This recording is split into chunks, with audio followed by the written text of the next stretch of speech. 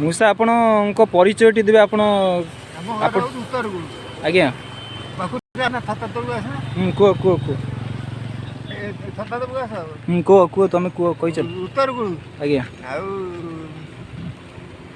ବାପା ମାଷ୍ଟର ଥିଲେ।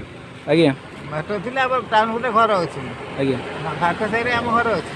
ହେଲେ କ'ଣ ହବ ବଡ଼ ଭାଇ ବାପା ଘରେ ଜମି ସେ କରି ନେଇଗଲା। ତାପରେ ଏଇଠି ଗୋଟେ ଭାଉଜ ଅଛି। ନନାକୁ ନନା ନେଇକି ସବୁବେଳେ ବୁଲା ତାକୁ।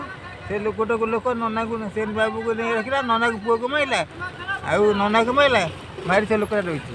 ଘରଦ୍ୱାର ନାହିଁ। ଆପଣଙ୍କ ଏମିତି ବୁଲୁଛନ୍ତି ଦିନ ମାନେ ଆଉ କ'ଣ କରିବି ଘରଦ୍ୱାର ଜମିବାଡ଼ିରେ ଥାଇକି ନାହିଁ।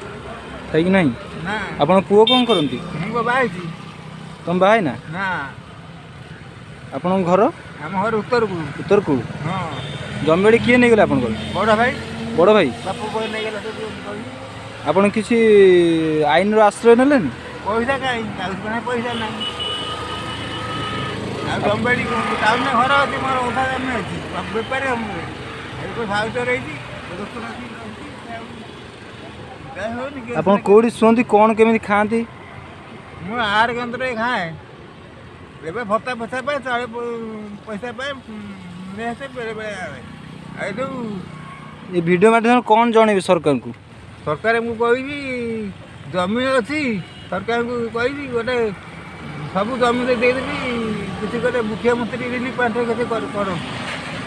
ଦଶ ଏକର ମାମୁଁ ଘର ଅଛି ମଙ୍ଗଳପୁର। କାଗଜ ବିଲ କିଛି ପଇସା ଦିଅନ୍ତୁ।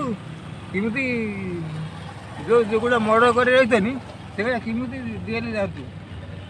ଆପଣ ଏମିତି ବର୍ଷାରେ ପଡ଼ି ରହିଛନ୍ତି? ନା ନା ମୁଁ ହୋଟେଲ ମ୍ୟାଡ଼ାମ ଦ୍ୱାର ମାରି ଆସିବେ।